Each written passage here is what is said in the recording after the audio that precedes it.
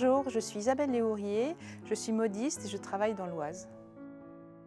Modiste, c'est quelqu'un qui fait des chapeaux, mais qui ne les réalise pas à la pédale, c'est-à-dire qu'il va réaliser les chapeaux à la main. Moi, je moule très peu et je travaille à main levée, c'est-à-dire que je fais plus de la sculpture que du chapeau traditionnel.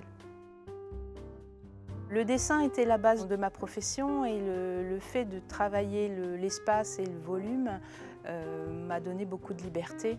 Et en fait, c'est ce qui me séduit dans le chapeau.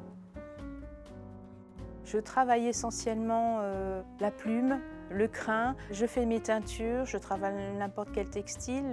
Je peux travailler de la corde à piano, gainer des fils de fer. J'utilise beaucoup de matériaux qui ne sont pas destinés au chapeau. L'essentiel de mes outils sont mes mains, des ciseaux, du fil et une aiguille et quelques épingles. Et pour le reste, beaucoup de magie.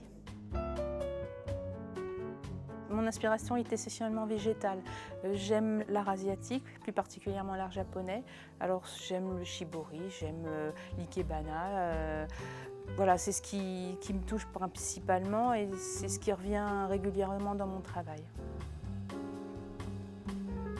C'est l'expérimentation qui me séduit.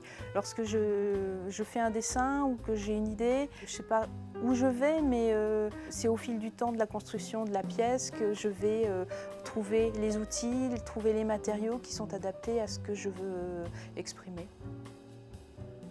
J'ai un fil conducteur dans mon travail. Même si j'utilise des matériaux complètement différents, il y a une main, c'est comme une écriture en fait, une écriture textile. Je pense que mon travail est reconnaissable par son geste, par son trait. C'est le mouvement qui est important. C'est le mouvement, c'est le geste, c'est la dynamique dans l'espace. C'est vrai que c'est un objet qu'on peut imaginer statique, mais moi je le pense porter, c'est quelque chose qui va bouger, qui va tourner, qui va accompagner quelqu'un. Je sens la pièce comme ça, comme quelque chose qui doit être en perpétuel mouvement.